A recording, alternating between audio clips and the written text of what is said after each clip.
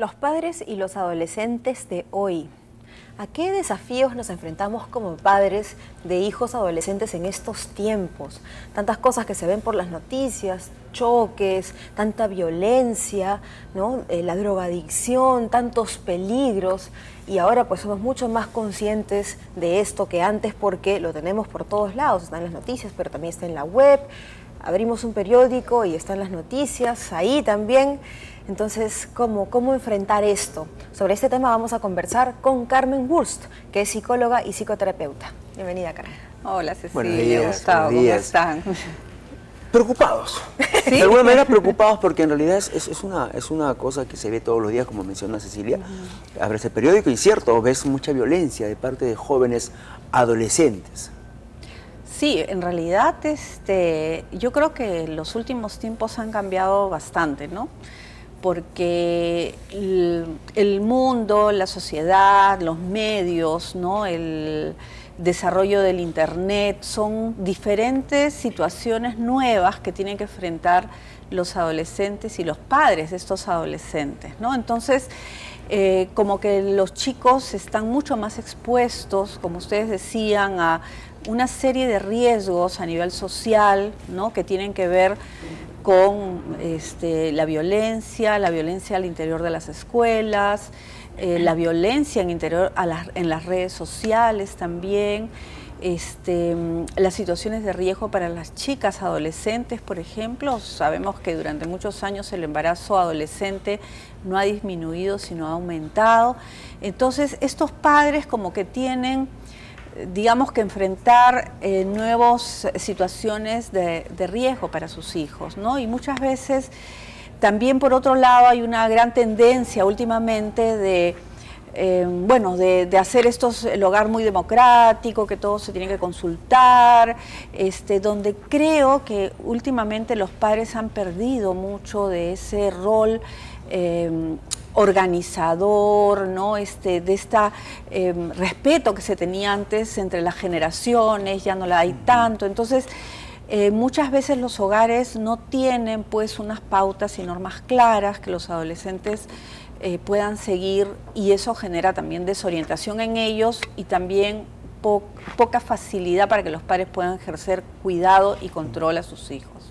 Ahora, la adolescencia es una etapa muy difícil y de por sí los chicos tienden a creer que ellos lo saben todo y que todo está bajo control, ¿no? Esto les puede dar también un comportamiento, digamos, autosuficiente, soberbio, y este tipo de expresiones o manifestaciones las podemos ver, por ejemplo, cuando a veces, y se ha visto casos, no muchos, por suerte, pero se han visto casos que se enfrentan a la autoridad, ¿no? Por ejemplo, ante un choque, por ejemplo, y sobre todo son chicos, digamos, de una situación social un poco acomodada, ¿no? Que, por ejemplo, tienen un choque, están manejando y inmediatamente buscan quién es el culpable, nunca asumen su responsabilidad y además con una clara falta de respeto hacia la autoridad, ¿no? O por lo menos no reconocen a la autoridad. Claro.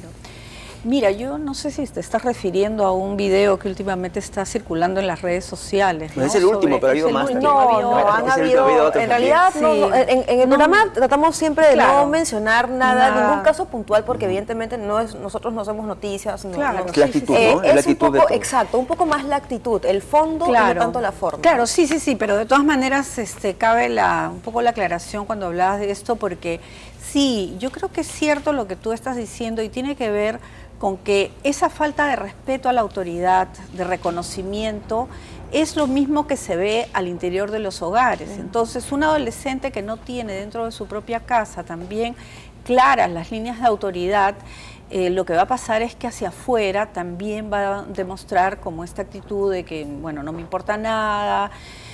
Y por otro lado también hay que tener en cuenta un factor de nuestra sociedad actualmente, ¿no? Los hogares han cambiado también.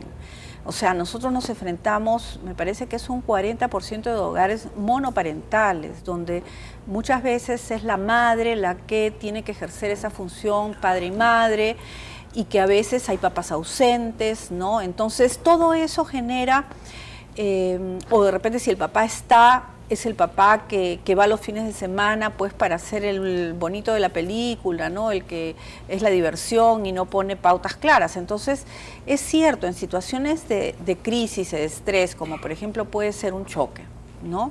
Si el adolescente no tiene, digamos, claridad desde la ética, desde los valores, desde la ley, o sea, todo esto es un organizador interno de la persona. Entonces, si eso no lo tiene, va a tener estas actitudes que son de prepotencia, de pensar de que ellos tienen la razón, ¿no? Entonces, sí. Yo siento que antes había una pirámide de autoridad, ¿no? Obviamente los papás eran la punta de la pirámide y luego iban los hijos abajo, ¿no?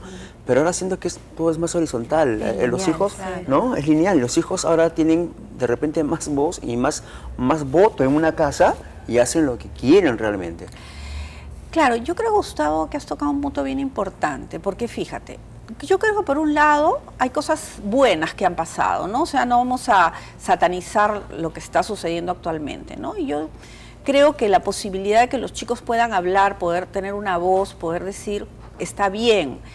Pero otra cosa es cuando se trastoca esto generacional.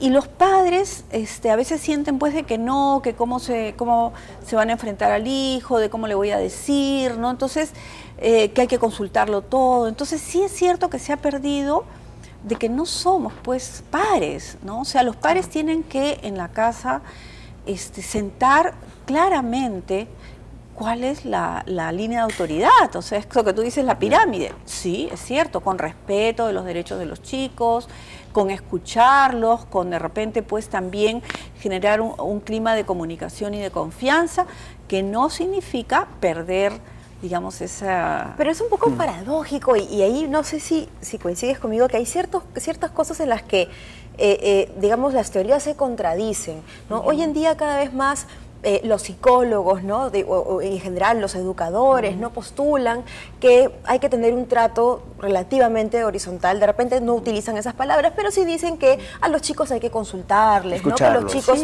hay que negociar, ¿no? La palabra que te gusta, porque ellos son parte activa, ¿no? Están también presentes y tienen que estar enterados de todo. Pero al tener uno esta actitud, es muy fácil que se vaya al otro lado, ¿no? Al punto de que ya pues todo viene a ser efectivamente horizontal. Entonces, en esto de que yo les consulto, les pregunto, ellos empiezan a sentir, es muy fácil, ¿no? Que pueda suceder esto, que ellos empiecen a sentir que son más que los papás, ¿no? Y que tienen más importancia que los mismos progenitores dentro de la casa. Entonces, esta pirámide se invierte.